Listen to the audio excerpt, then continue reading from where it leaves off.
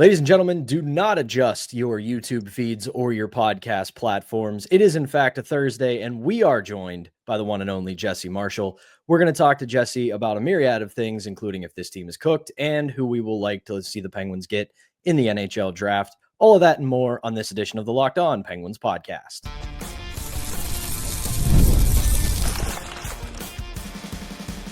Your Locked On Penguins, your daily podcast on the Pittsburgh Penguins.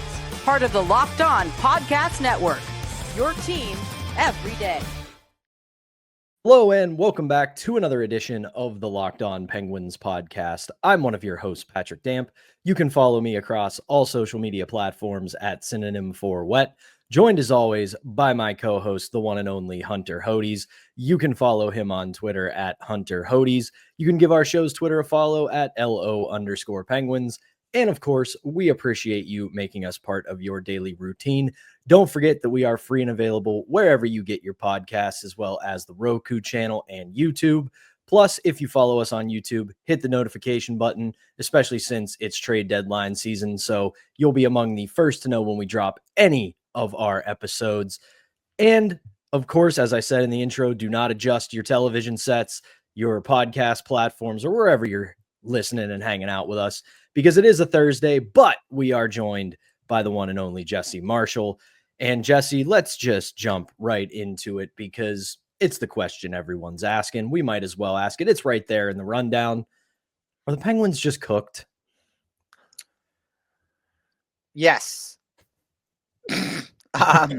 Like they're like, if they're like one of the, it's well done. It's like a tough steak at this point. I'm not sure you can call it meat. I think we've progressed beyond the point of meat and we've turned into like hardened leather or a hardened leather.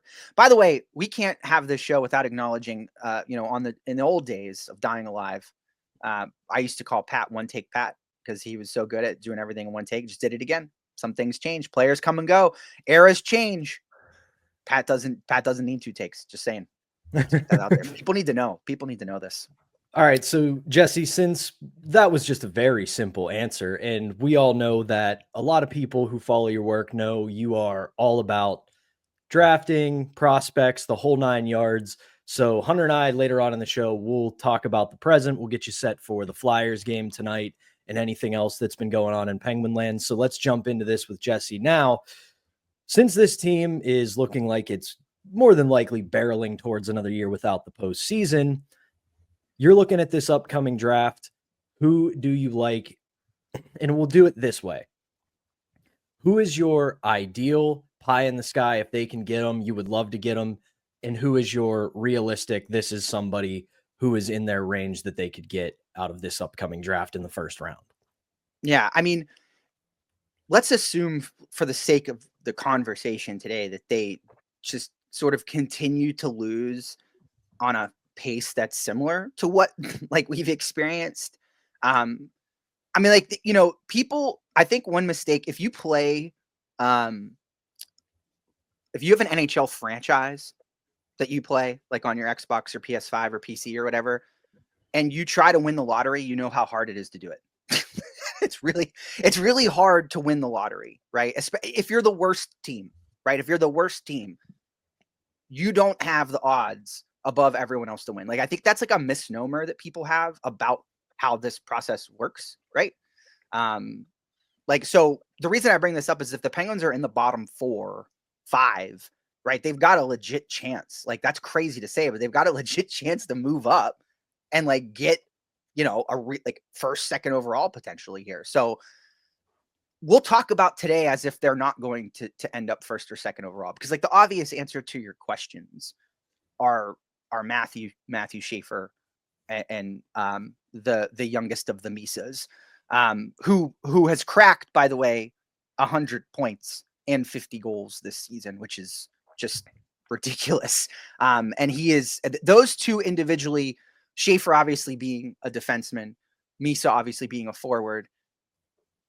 I'm not going to go out and say that they're generational. I mean, Schaefer's borderline. I think Schaefer's the best defensive skater we've seen come in the league since Cale Makar, for sure. probably throw that in with like, I put him in that bucket with regard to like his ability to create, right? I think he fits the mold of the modern player who is sort of positionless, if that makes sense. He's not bound by being a defenseman. He's got that Carlson sort of vibe about him. Everything he does is very end to end. He likes to have the puck on his stick. He is the commander on the ice. Everything goes through him. His shot is lethal. Vision's lethal. IQ's lethal. So I put him on that, like, I don't know, Makar tier, right? Like, I think Matthew Schaefer's that good. I think Michael Misa is really good. I don't know that he's going to jump right into the National Hockey League. He could. But I mean, just dynamic, man. Like, got the hands, right? You could watch his stick handling montage for 25 minutes and you'd be enthralled. You could watch his shot montage for 25 minutes and you'd be enthralled. You could watch his forechecking montage for 25 minutes and you'd be enthralled. I haven't put the YouTube video of him out yet because it's like 17 minutes long. Like I can't, like, I don't know like what to take out, but like it's that much. Like, he does that much. He's involved in everything. And he's not the biggest guy in the world, but he plays like it, right? He's got that Kunitz chip on his shoulder where he wants to, inflict a little bit of punishment on you as he's going. Those two are the gold standard for me. Like, put them up on a pedestal. If you get one or two, that's who you're taking. One of those two, flop the order. It doesn't really make a difference. If you need a defenseman, you're taking Schaefer. If you need a forward, you're taking Misa. That's really it. And if you ask me who the best player is between the two, flip a coin, man. Like, I don't know. That's that close. Moving down the list from that, right, is where I think where I start to view some of the more like realistic possibilities for the Penguins. Like, James Higgins was number one going into this season. I wouldn't say by any stretch of the imagination he's been bad. The other two guys that I just mentioned are so much better than him, though, that they've put themselves on a level that clearly I think defines them as number one and number two. I think from a forward perspective, guys, James Higgins is the best skater available outside of, Schaefer's, I think, the best overall, but I think Higgins is in close second. That's really what I predicate his game on. I think that in terms of his peers, the offensive skills don't pop as much. That doesn't mean they're not there. I just think they're raw, maybe less refined and still developing. He's just an unbelievable skater. He's so good. It's like watching water. He's fluid in ways that are difficult to define. His transitions, the way he moves laterally, his crossover, everything about it is he's got this light on his feet approach, and is really, really difficult to keep up with him. And the rest of his skills are so good that creates a nightmare scenario for everybody. Forwards, defensemen, it doesn't matter who. You add in his smarts, his brain. He's an excellent two-way player. He's active in all three zones. I think he's like a second line center, I think, is what you get out of James Higgins in his future, is a good, reliable second line center. I don't know that you're building an entire franchise around him right now. Also, maybe next year things change and like we see this bigger uptick in point scoring, right? I'm not concerned about Higgins. I think he's just clearly number 3 right now. And I think he's being nipped at on the heels by Porter Martone. Porter Martone is the player I want the Penguins to take personally if they have a top 5 pick. Moxie. That's the word. Porter Martone has moxie. He looks like a hockey player. He's got attitude, just swagger. He's a good leader. He's the kind of guy who leads by action and word. I mean, you see him chirping all game long. Like, he never shuts up. His mouth is constantly running. And I think he does a really good job of, he's not going out there and fighting like he has. Like, he fought Misa earlier this year, which was hilarious. And like sort of like their own sort of like vendetta settling, I guess. And it was a good bout. It was a good even scrap. But he's not going to go out and do like a Marchand thing, right? But it's more of his mouth. I think his mouth just throws people. It's like a Shoresy thing, right? Like, it's just all game you hear from him. And then when he's dangling you and like just dunking on your goalie on top of that, what do you like? That's just drive. Those beer league guys drive you crazy. Like, that's like, the worst kind of player to play against. And that's Porter Martone. Ultimately, he's very confident in his ability, and willing to take chances. Maybe not, he's not putting up the Misa numbers, right? I think he's not as good of a skater as James Higgins is. I think that in every category you could draw up, he may be like a half step behind some of the other guys I mentioned. but they don't have that swagger, man. They just don't. They don't have the Porter Martone swagger. And I think that's a player that, like, if we're talking about realistically crazy possibilities here, like, Jesse, what's your, the Penguins, they finished 4th in draft 4th. Porter Martone, easy. Like, that's what I was going to ask you. Yeah, I'm not going to cry about James Higgins.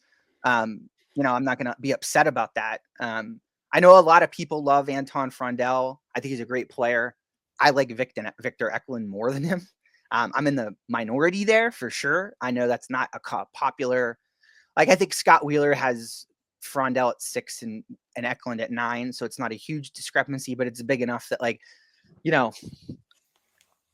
I've been getting a lot of flack on Twitter for it, I think, recently. But that's my long answer, right? As I think Porter Martone, and then there's another player I put right behind him, and Caleb Desnoyers, who is a big kid, 6'2", 180, not as big as Porter Martone, but he plays in the Q, right? And, like, the Q is not in a good spot right now. Let's just be honest. Like, it's not super competitive.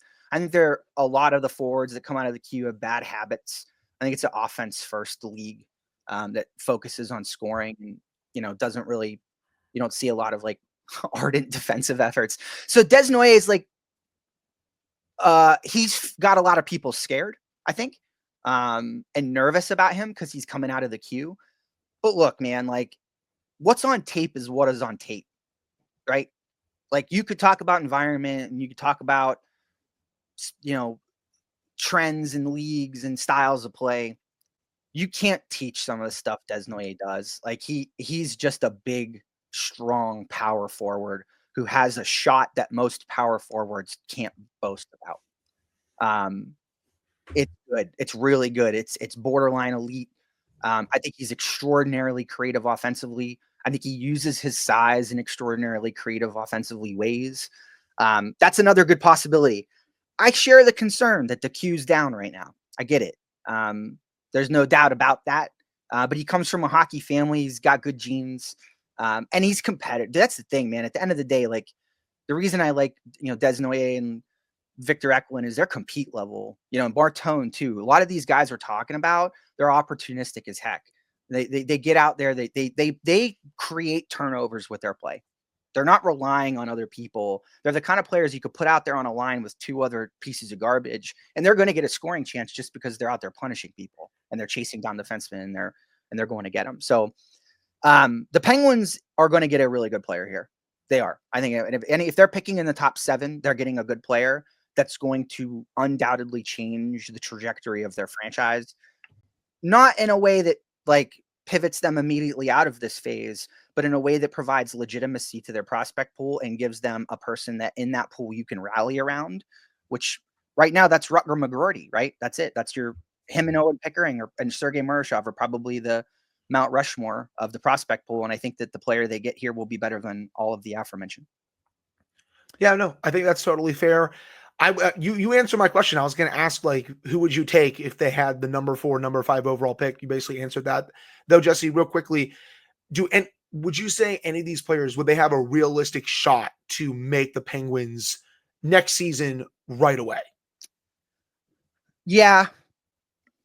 As good of a shot as Harrison Brunick had. I think that's fair. And I don't think the Penguins forward group is particularly enthralling right now. And I say forward because that top Matthew Schaefer is the only defenseman right that you're going to consider until you get down, to Radim Murka, who's, for my money, 8th, 9th, 10th in terms of best player available. Right. So, and I wouldn't be upset if they got him, but, like, it's, the forward pool here is just so intriguing. And it, you look at it as, like, pick your poison. All of these forwards do things really well in similar veins, but they're all a different taste. They're all a different flavor. None of them they're not the same cut copy of each guy down the line, right?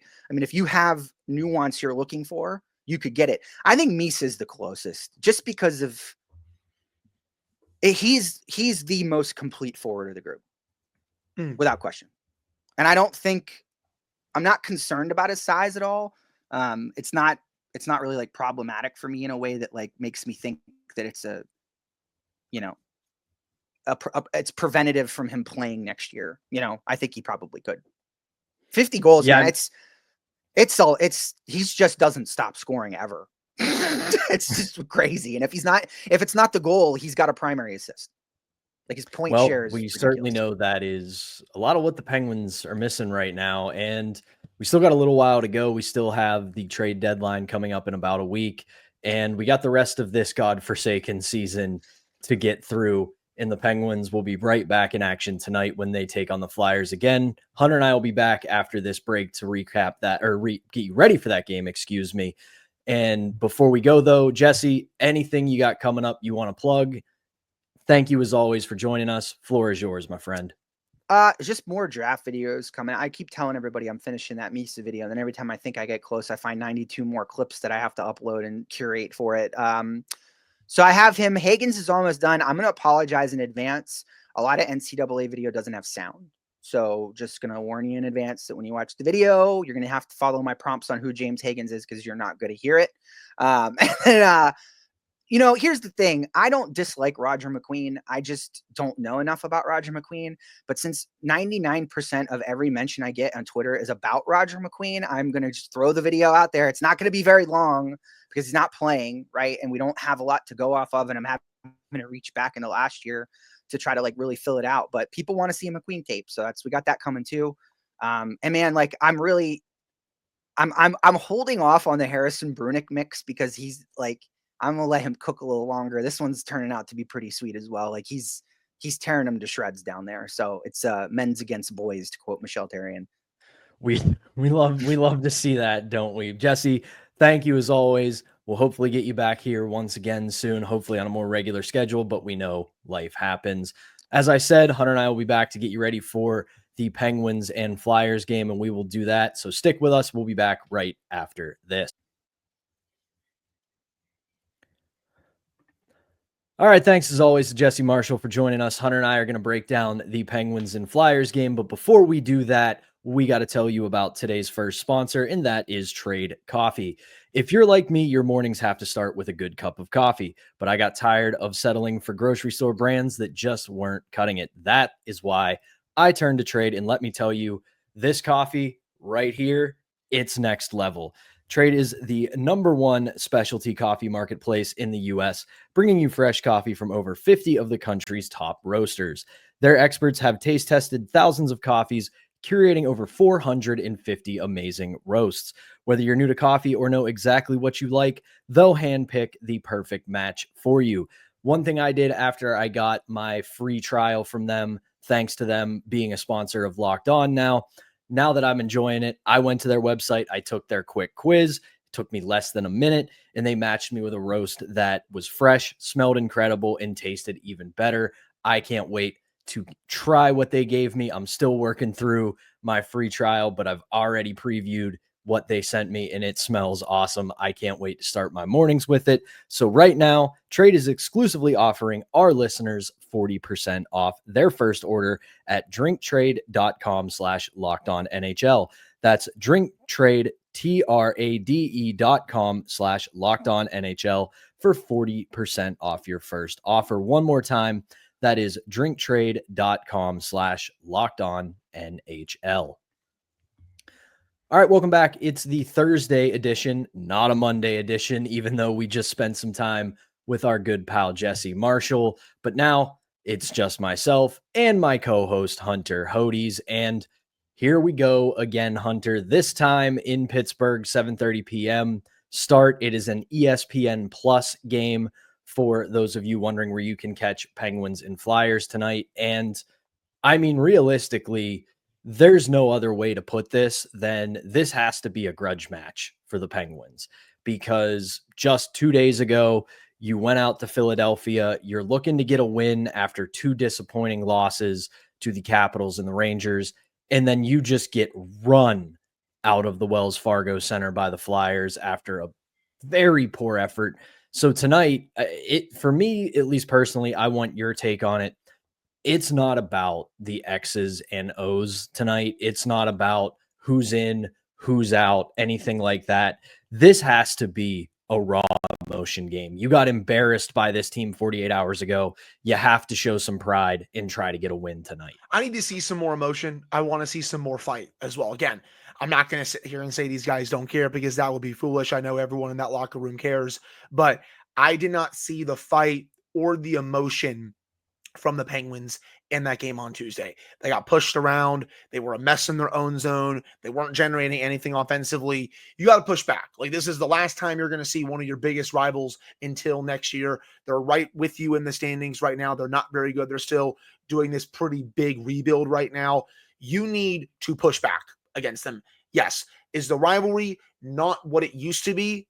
100%. Like, this isn't 2012, Pat. This isn't even 2018 when these two teams last played in the playoffs. But I don't care. You need to send a message saying, like, hey, that was not us on Tuesday, and we're going to go out here and at least try to play better, even though we know our season is really not going anywhere right now.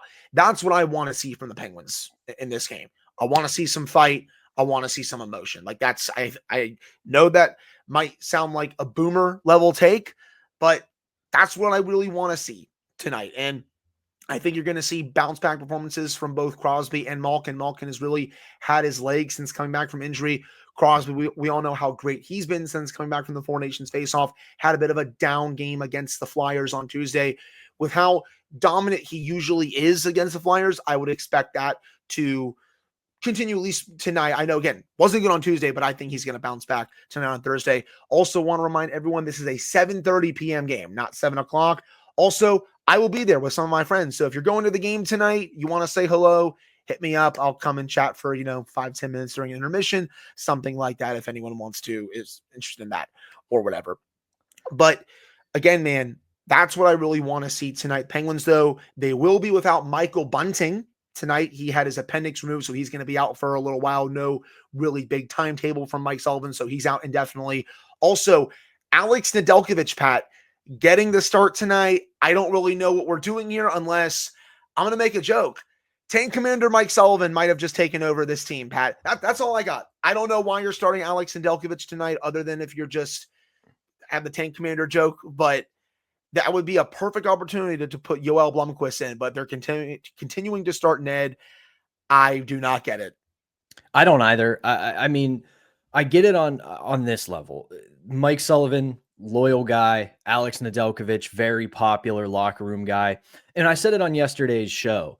I have to give him all the props in the world for completely owning his performance the last couple games, because it would have, as I said, it would have been very easy for him to break out the cliches and everything. Instead, he just opened up and said, listen, I sucked. And he's a pro. He's really easy to root for as well. Like, that was a really good quote from him. Like, he's very aware of how poor he's played lately. I mean, of course he has to be, but the raw emotion from that quote was very evident. Yeah. So if I can at least try to justify this, because I'm still in the camp that it should now be Blomqvist net for the next couple weeks, just to see what you have, see if he can bounce back. And if not, go let him try to get some more seasoning again in the AHL, even though you could argue, and I don't think it would be a bad argument, that he's kind of done all that he can in the American League. So now it's time, but that would also feed into, it's time to see what he can do in the National Hockey League, but I digress. So I can get it to an extent that he owned his performance. He's a popular locker room guy, and they want to give him a chance to work out of the funk. But when you have Yoel Blomqvist up here, it's probably time to see what you have in him, but not our decision to make. So that's who's going to start tonight. Another thing to keep an eye on here tonight from morning skate, Ryan Shea and Vinny Desharnais came off with the regular group, even though this was an optional skate. That tells us that Ryan Graves will also play, because he did not skate at all, but Vladislav Kolichanok and P.O. Joseph both stayed on late, so it appears the two of them will not be playing. I'm fine with P.O. Joseph coming out, because he was really bad on Tuesday, and honestly, for the last couple of weeks, I have really not liked his game. I thought he was fine when he first came back to the Penguins in the trade for the Blues, but lately just hasn't been good, so I understand Mike Sullivan with that. But why are you not playing Kolyachonok and seeing what you have in this kid? I really don't get it. Ryan Shea, it's good that he had that good game against the Rangers, but we all know what his ceiling is. He's a number 7 defenseman in the NHL. Kolyachonok has really good underlyings. He's played well in the past. The sample size isn't that big. You need to see what you have in him. I understand it hasn't been that long since you claimed him, but it has been a few games now. Like, you've gotten to see some of these other players that are playing. Yes, I know you're still showcasing Matt Grizzlick. You haven't dealt him yet. There's going to be an open spot once he probably gets dealt in the next week. But you can still play Kolyachonok, man. Come on, Mike. Put him in the lineup. You can. I also think too, they might just be, and I know it's not a monumental lift because these guys are pros. You might just be getting him acclimated to the organization and the team. And then once Grizzlick is gone, he's going to enter the lineup, and barring an absolutely catastrophic performance, probably not going to come out. So at this point, you're just getting him the workouts, getting him familiarized with the facilities, getting familiarized with everything that goes on in the organization, as well as his teammates. So from that perspective, I can see it, because there's going to be an opening for him more than likely sometime in the next week. And once that opening is there, the spot will go to him. So at the very least, I can also see it from a risk management standpoint. If he goes out and plays against the Flyers tonight, or the Maple Leafs over the weekend, or Boston, and takes a bad hit and he's out, and then you deal Grizzlick, then what do you do? So at the very least, I still want to see what they have in him. I want them to give him a shot, but where the team is right now, with the trade deadline just about a week away, I can at least give some of a wide berth on letting him just get acclimated to everything in Pittsburgh before you throw him into the lineup. One last other thing to note before we head to break: Boko Imama is available tonight for the Penguins. He was part of the morning skate, still has to be activated off of injured reserve. But the big thing there is what happens with Matt Nieto, who was placed on waivers yesterday.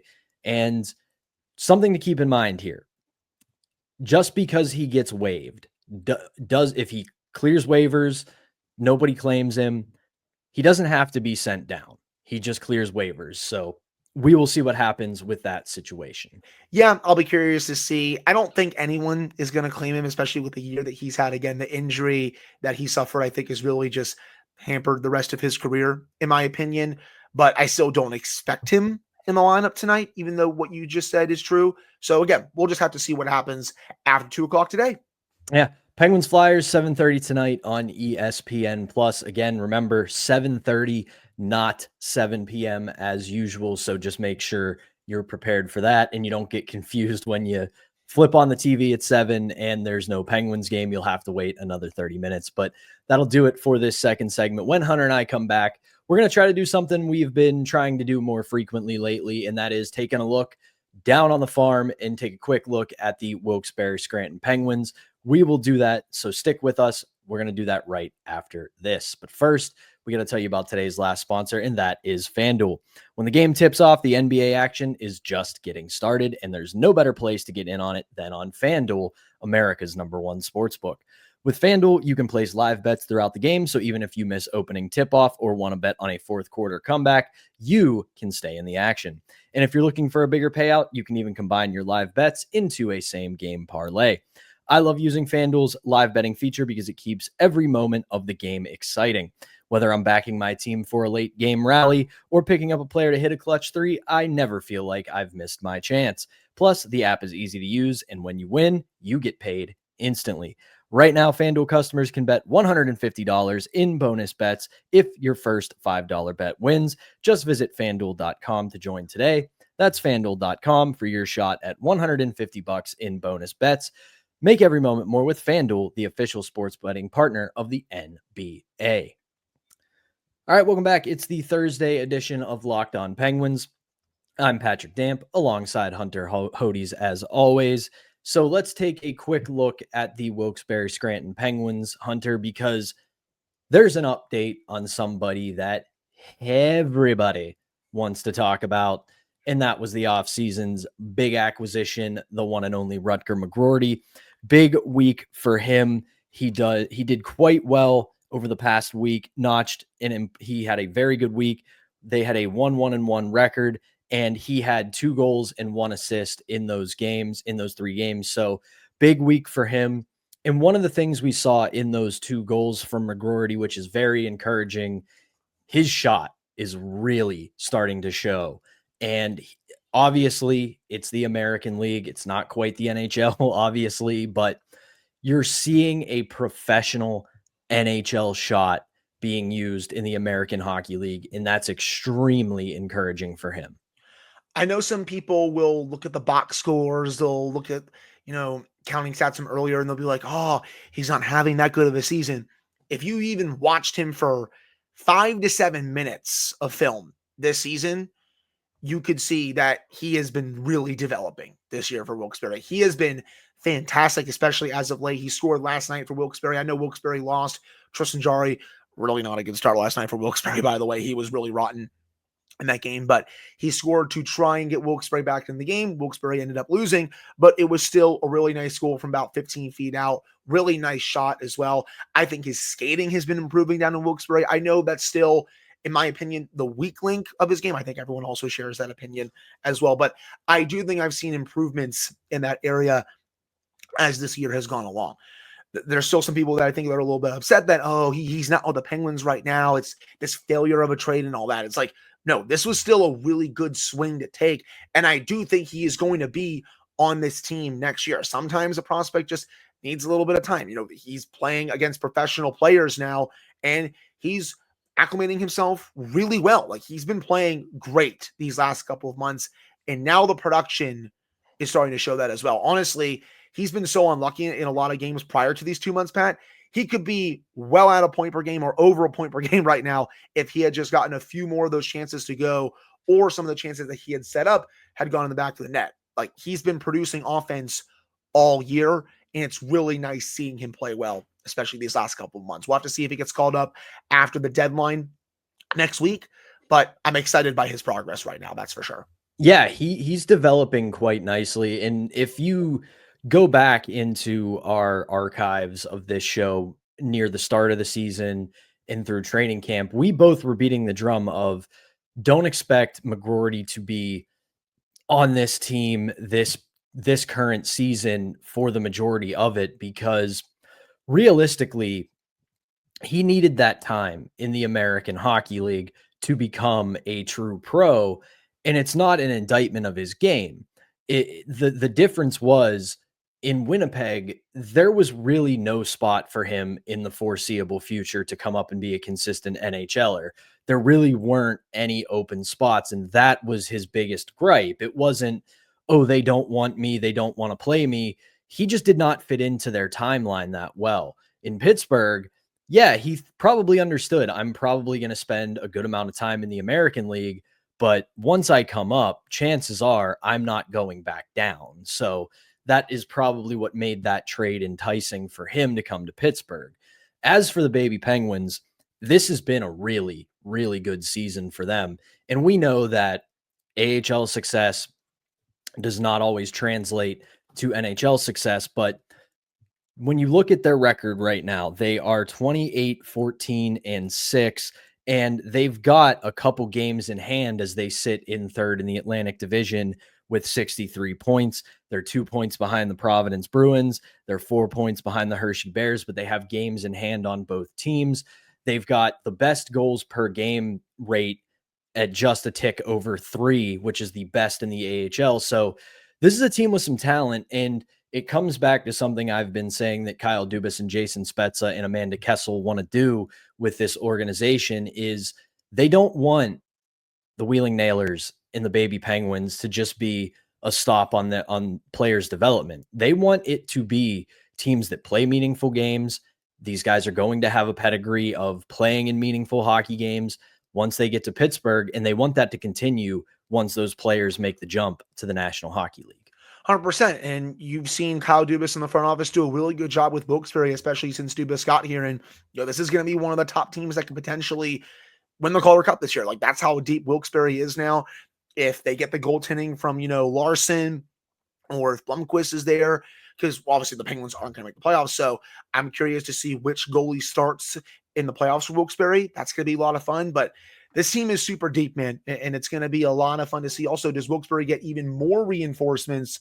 For example, Pat, after a lot of junior seasons, they're up. We saw that at the end of last season with Wilkes-Barre in the playoffs, Pat. They got some more reinforcements. I know it didn't lead to like a big playoff run for them, but it was still nice seeing some of the other prospects get their first taste of AHL hockey. Curious to see if we get that here. My dog very much agrees downstairs. Also, Emil Benstrom's gear is in the dressing room, according to the immaculate Seth Rohrbaugh, so it looks like he is here in Pittsburgh for tonight's game against the Flyers. Yeah, we will see what happens tonight, especially with Matt Nieto, as well as now without the services of Michael Bunting after an appendectomy. But that will do it for the Thursday edition of Locked On Penguins. Thanks, as always, to Jesse Marshall for joining us and giving us as much time as he possibly could to talk about some prospects that the Penguins could potentially draft this upcoming summer. But for now, for Hunter Hodes, I am Patrick Damp. Thank you, as always, for tuning in. We will be back on Friday to recap this Penguins-Flyers game and get you set for a weekend back-to-back against the Toronto Maple Leafs and the Boston Bruins. But as always, thank you for tuning in. We will be back on Friday.